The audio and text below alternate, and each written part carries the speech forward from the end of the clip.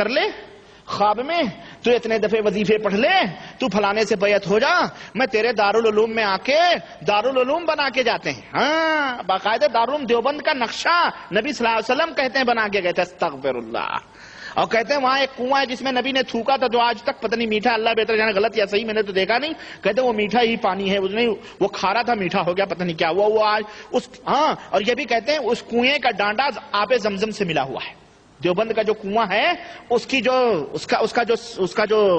Pipe line ہے، ہماری زبان میں پائپ لائن کہہ لو، وہ کہاں ملی ہوئی ہے؟ وہ آب زمزم سے ملی ہوئی ہے. استغفر اللہ. اس طرح کی باتیں کرتے ہیں. تو میرے بھائی یہ جو سوال کرنے والے اللہ کے نبی، اگر اپنے دین کے خلاف کوئی بھی شخص خواب میں کوئی نصیحت کرے تو وہ شیطان ہے، وہ اللہ کے نبی نہیں ہو سکتے ہیں.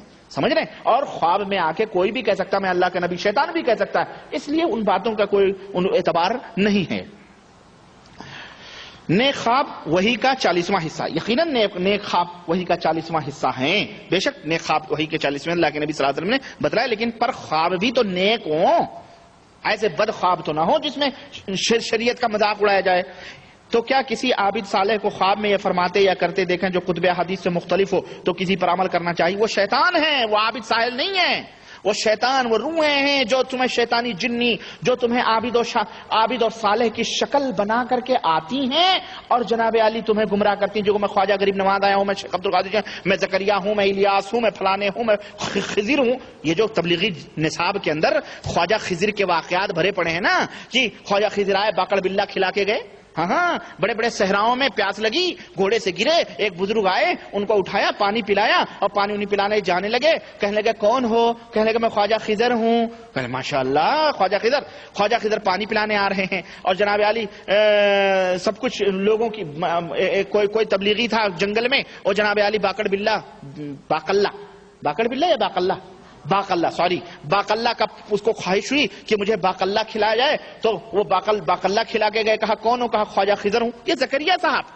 اور ان کے سر ورق کیا لکھا ہوا ہے؟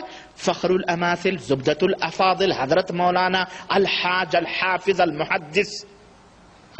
میرا خیال ہے کوئی عہدہ باقی نہیں رہا ہوگا، ہے نا. دینی پرائم منسٹر تو ہیں، اس میں کوئی وہ نہیں ہے، دنیاوی بھلے نہ ہو. محمد زکریا دنیاوی بھی ہیں بھائی، باقاعدہ ان کی کتابوں کو تبلیغی جماعت چوم چوم کر کے سروں پہ رکھ کے ڈگر ڈگر نگر نگر بیچارے پھیلاتے ہیں. استغفر. میرے تبلیغی بھائیو دوستو، نصیحت دو، قرآن و سنت کو پھیلاؤ، ان خرافاتوں کو مت پھیلاؤ. تو یہ تو باقاعدہ یہ انہوں نے اپنی کتابوں کے اندر لکھا ہوا کہ جناب علی اس طرح سے آ کے دیکھے گئے. ہم نے کہا تو تبلیغی جماعت والے بہت رننگ پہ رہتے ہیں، کبھی خواجہ خضر سے آئس کریم بھی کھا لیا کریں. ہاں آئس کریم بھی کھا لیا کریں. دیکھیں آتے ہیں یہ سب جنات شیطان ہوتے ہیں جو امت گمراہ کرنے کے لیے اس طرح سے بن کر کے آتے ہیں اور کہتے ہیں میں خواجہ ہوں، میں الیاس ہوں، میں نبی ہوں، میں رسول ہوں، میں یہ ہوں، میں ہوں. نہ، ہمارے نبی نے یہ تعلیم نہیں دی ہے. ہمارے نبی نے یہ تعلیم، یہ جاہل لوگ ہیں، ان پڑھ ہے، جاہل ابن الجاہل بیچارے اس طرح کے ایمان اور عقیدے رکھتے ہیں. اچھا جناب، ایک شخص بینک میں پیسے جمع کیے معسود، جبکہ اسلام میں سود حرام ہے، لیتے اور شاہدین پر لعنت ہے، لینے دینے شاہدین پر لعنت ہے، جبکہ اس سود کو ہم بینک میں چھوڑ دیتے ہیں تو کافر فائدہ اٹھائیں گے. یہ اس کا جواب میں دے چکا ہوں. اچھا، نماز عین وقت باجماعت پڑھنے کا ثواب معلوم ہے. اچھا، نماز عین وقت اور باجماعت اگر کوئی شخص ظہر اور فجر یا کوئی نماز گھر میں پڑھتا ہے تو کیا اس کی نماز عند اللہ قبول ہے یا نہیں ہے؟ بہرحال اگر کسی مجبوری کے ساتھ پڑھتا ہے تو انشاءاللہ اس کی نماز قبول ہے، اس میں کوئی حرج نہیں ہے. اگر کوئی شخص کی نماز ظہر فوت ہو گئی اور وہ قبل عصر ادا نہیں کیا تو کب ادا کرے؟ پہلے ظہر ادا کرے پھر عصر ادا کرے. اب اگر کوئی یہ کہہ سکتا ہے کہ جناب علی اگر وہ جماعت کے ساتھ عصر ملی اس کو اور اس کے اندر چلا گیا تو کیا کرے؟ تو اس کے لیے چاہیے کہ وہ پہلے ظہر کی نیت سے پڑھ لے، ظہر کی نیت سے ان کے ساتھ نماز پڑھ لے اور اس کے بعد میں عصر کی نماز ادا کر لے. بعض علماء کہتے ہیں کہ وہ عصر سے قبل ادا کرے، اور اگر جماعت عصر میں شامل ہو تو یہ پوری نیت میں نے تو پہلے بتا دیا سوال پڑھنے سے پہلے ہی، قبل ادا کرے، اور اگر جماعت عصر میں شامل ہو تو پہلے وہ ظہر کی نیت کر کے 4 رکعت مع امام ظہر ادا کرے، پھر بعد میں عصر نماز ادا کرے. اگر اس شخص نے مع امام عصر پڑھی اور اس کی ظہر باقی رہے گی تو کب ادا کرے؟ جبکہ فرض قرض ہے اور قرض واجب ادا ہے، مستفید فرمائیں. میں سمجھتا ہوں جو میں نے بتایا ہے اسی حساب سے بعد میں عصر کے بعد وہ پڑھے یا نہ پڑھے اس سلسلے میں مجھے نہیں علم ہے، کیونکہ عصر کے بعد اللہ کے نبی نے کوئی بھی نماز پڑھنے سے منع کیا ہے. اب اگر آپ کو اس سلسلے میں معلومات ہے تو آپ ہمیں بتائیں، ہمیں اس کا علم مکمل طور پہ نہیں ہے، یا انشاءاللہ میں بعد میں آپ کو جواب دے سکتا ہوں۔ شب برات کی خصوصیت کیا ہے؟ مستفید شب برات کی کوئی خصوصیت نہیں ہے، شیعوں والی رات ہے۔ میں اور اس کے لیے آپ میں مردوں کی عید میری کیسٹ ہے، آپ سنیں، پورے دلائل وہاں موجود ہیں انشاءاللہ۔ جیسا کہ کتب حدیث میں دلیل موجود ہے، کوئی بھی صحیح روایت اس سلسلے میں موجود نہیں ہے کتب احادیث میں۔ ھذا شہری و شہر رمضان اللہ، یعنی شعبان میرا مہینہ ہے اور رمضان اللہ کا مہینہ، نہ، یہ حدیث میری نظر سے نہیں گزری ہے، اور میں نے جیسا کہ بتایا اس تعلق سے کوئی بھی حدیث صحیح نہیں ہے، اس تعلق سے کوئی بھی حدیث صحیح نہیں ہے۔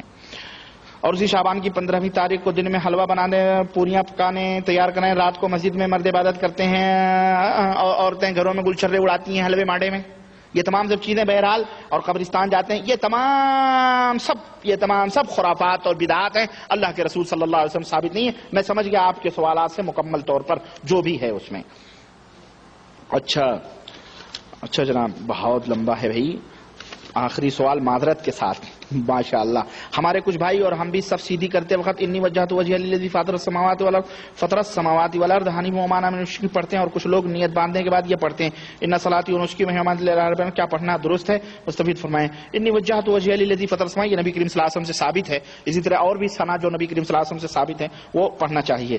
ان صلاتی و نسکی و محیایا و مماتی للہ رب العالمین، نیت باندھنے کے بعد، ہاں وہ نیت باندھنے کے بعد ہی پڑھا جاتا ہے، اس کو سمجھ رہے ہیں، نیت باندھنے کے بعد ہی، یعنی اللہ اکبر کہنے کے بعد ہی اس کو پڑھا جاتا ہے۔